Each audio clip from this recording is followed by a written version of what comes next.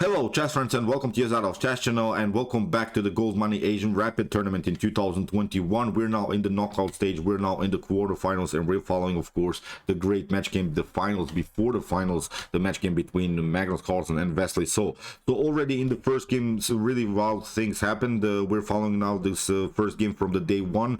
So if you don't know, first these two guys have to play 1 day rapid, 4 games, then again a second day with 4 games rapid, and then if the game ends in a draw, of course, then they have to play 2 additional games, and maybe then also the Armageddon game. In my opinion, I think even this match game could go into the Armageddon, because you never know when Wesley is playing against Magnus Carlsen, because Wesley has also won many great match games against Magnus Carlsen, but also Magnus Carlsen of course won some match games against Wesley. So let's check out now the first game. The first game was already incredible. So c4 here by Magnus, we have e5 by Wesley, knight to c3, we have the reversed Sicilian, knight to f6, we have knight to f3, knight to c6, the 4 knights variation here of the English, and we have now a3.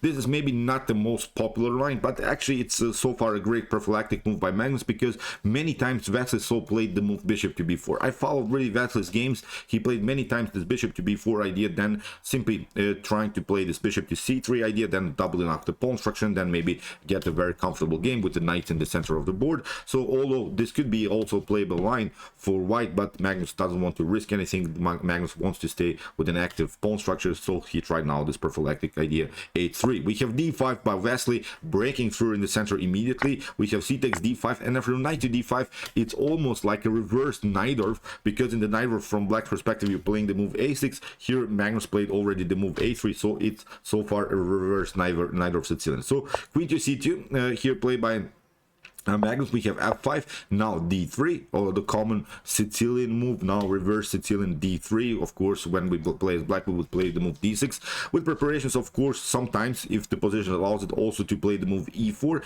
But so far Magnus will play in the continuation of the game the move e3, which is this flexible idea. Then you can push the pawns whenever you get challenged, so it's a flexible pawn structure. We can play e4 if necessary, even d4. So then of course trying maybe even b4 ideas and bishop to b2. That could be, I think, so far a normal setup here for white. So although the evaluation is equal, but of course these are very complex middle games to play. So here bishop to e7, we have now this idea e3, bishop to e6, bishop to e2, and now castling play by Wesley. I like already Wesley's opening. You see his pieces are very active. They are on natural squares, they are really on good squares. He has also a very nice space advantage on the king side, so it's obvious that Wesley will push pawns here on the king side, maybe even with g5 ideas, here f4, and then maybe e4, creating really a nice kingside pawn storm. On the other hand, Magnus should simply rely on his flexibility on the pawns. When something gets moved, then he can of course push the centralized pawn and maybe get an advantage in the center. So here after move castling, we also castling play by Magnus, we have a5 by Wesley, preventing this move b4. This move b4 would be, I think, very cool for Magnus. Then bishop to b2, and then this bishop is very dangerous. Then this bishop on b2 would be, I think, the best minor piece on the board. So that's why here after move a5, rook to d1, Magnus plays of course the rook where already the queen is, because if something gets cleared, if maybe this pawn is removed, then of course the queen could be endangered on the d file. So king to h8. Here Wesley is basically announcing that he's trying now to move g5. He's getting his king first into security, and then he'll try to push the pawns with g5, really creating this nice kingside pawn storm. In the continuation, we have knight to a4 here by Magnus. If we play now d4 immediately, it seemed to me in the beginning that it could be a very cool idea. I think here e4 could be an idea here from Wesley, blocking through, and now after move knight to e5, maybe knight to c3 here by Wesley would be, I think, a good continuation. And then after queen to c3, here we have a great move by Wesley. It's a paralyzing move of the queen side. It's the move a4. Even if now white takes here, knight takes c6, b takes c6, actually it's not so good here even to take, because you risk simply this idea, bishop to d5. The queen has to retreat maybe here again to c3 or c2. c2 is not possible, of course, because of bishop to b3, but actually that's not the point, because now with the support of the e4 pawn, I think here Wesley could find a great way now finally to play the move g5. d5 and then f4. Here I think white could be strategically lost, because if that happens, I think white could have really serious troubles. The bishop here on d5 is simply, I think, too much to handle. Even if you challenge it with bishop to c4, I think c6 could happen, and still we could have a dominant position in the center, because the problem of white is that this bishop on c1 would be blocked out in this particular continuation. So that's why Magnus didn't want to play this move d4 immediately, although it seemed to me in the beginning that it could be a liberating line. But now knight to a4, Magnus is now aiming the weak square c5, is trying also to attack a little bit this very annoying bishop on e6. In the continuation we have queen to d6. You see how Wesley is playing the game. He activates his pieces, not that he's only protecting his c5 square, he's also activating the queen. He's now also connecting the rooks, which is of course a very important stage of the opening. So here bishop to d2, we have now g5, really risky choice of course by Wesley. So also an idea can be really to play bishop to g8,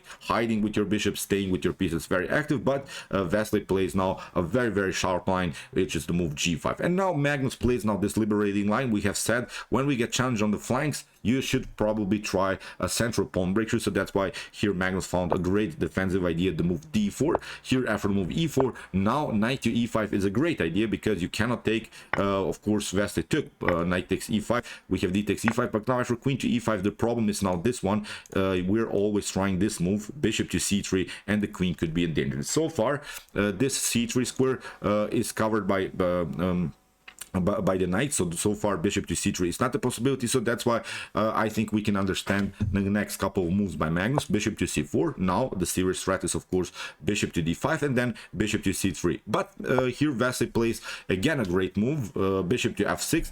The relation is much better for white because of this endangered king position. But of course Wesley has some counterattack possibilities, especially with the move f4. The move f4 is something that we want to do now in the continuation of the game. So here knight to c5, played by Magnus, very tricky stuff. You see he's challenging the bishop is protecting the knight, then the bishop could take out the knight. If the queen comes here, then even bishop to c3 with the discovered attack could be possible. Then the bishop is hanging. So far a great tactical battle in the center of the board. Here bishop to g8, played by Wesley. So here rook to b1, because if you try now knight to b7 immediately, then you get bishop queen takes b2, and I think you could face several problems. Then the a3 is also weak, then the knight could be here kicked away further. So that's why we should not take here from white's perspective immediately the pawn on b7. So that's why here first very nice defensive move by Magnus Carlsen, rook to b1. But now the game becomes really wild. Queen to e7. Now finally Magnus takes, because now his b2 is perfectly fine. In the continuation we have now f4. Now Wesley is breaking through, and now comes the critical moment of the game. Here Magnus plays a huge blunder. He plays the move knight to a5, takes out the pawn, which is really unnecessary. A simple idea here, simply to play the move b4, paralyzing the queen side further. Then after a takes b4, we can take out with the pawn. You see the pawn is protected by the bishop and the rook. So far no positional problems for Magnus. Then in the continuation of the game he could try knight to c5, cement his knight, get this knight back, and not that you have only got your knight back, you're also attacking here the weak e4 pawn then in the continuation of the game. So this will be, I think, a much better position for white. But Magnus got greedy after move knight to a5. Here comes the stunner. We have f takes e3, we have f takes e3, but now you see the bishop is a little bit overloaded here. Wesley found a great tactic. We have a rook takes a5. The problem is now, of course, if you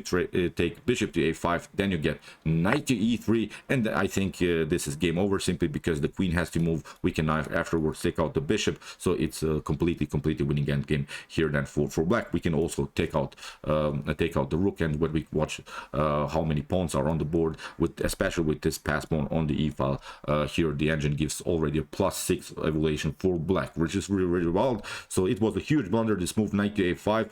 Here in the continuation bishop to d5 was played, so not this move bishop to a5. In the continuation we have rook to d5 by Wesley. So we have bishop to b4. Magnus is trying to trap the rook, but now first rook to d1. Wesley found here a great defensive tactic. Rook to d1, rook to d1. Now c5, great move here by Wesley. But now after move bishop to c5, queen to c7 was played by Wesley. So although there is a better move, even here the move bishop to b3. Bishop to b3 would deflect the queen from the defense of the bishop, and then we can take out here the bishop on c5, and of course with this extra piece black would be much better. But okay, here after move bishop to c5, queen to c7 was played by Wesley. Here Magnus tries now the move b4 in order to support the bishop, and here Wesley so plays of course the move rook to e8 is of course getting out of the range of the bishop. So after the move rook to e8, of course Magnus has some kind of advantage. Of course here he has two connected pass pawns, but still it's a much better position for Wesley. Now Magnus, what should he do? He is of course pushing the pawn a4, bishop to e5, the h2 is under attack, so that's why h3. Here by Magnus we have g4, h takes g4, now queen to g7 attacking further this pawn. But here in the continuation we have bishop to e5. Magnus is now trying to simplify the game, which is also I think a very important idea, because if the bishops are off the board, you see the bishop here on g8 is a little bit far away from the action, then maybe Magnus could push simply his pawns. Here in the continuation bishop to e6, you see Wesley is trying to get the pieces into the game. Here Magnus tried now the move queen to c6, further attacking the bishop, and now comes the critical moment of the game. Here Wesley so plays the huge blunder, the counter blunder against Magnus Carlsen's blunder on knight to a5. Here bishop to d7, and after queen to d7 in this position Wesley so resigned. So what should he do? Of course, if queen to d7 happens, then you have this one, bishop to e5 comes with the discovered attack. You have to take here, and then you lose the queen, and then with these two connected pass pawns is simply of course a completely winning endgame here for Wesley. So really wild stuff. Beautiful chess game, although there were two blunders, but I'm not sure if even Magnus Carlsen calculated it, because the evaluation wasn't so bad after this trade of pieces, after the loss of bishops, because these two connected pass pawns had to be stopped. So here, as we said, after move queen to d7 in this position, Wesley so resigned. But nothing is lost. I think Wesley can back into the game, because we see that Magnus is making mistakes, Wesley is making mistakes. I think it was a great and decent opening prep here by Wesley, so I still think that he has chances against the world champion in the continuation of this quarterfinal. So okay, I hope that you enjoyed this game. I really enjoyed it a lot. If you want to see more games from this tournament, check out my previous coverage so far. Here's the link of some games that we have analyzed before. And if you want to see maybe the best chess games of all times, check out my best chess games of all time series with some great games from the past. And if you like this content, don't forget to subscribe to my channel.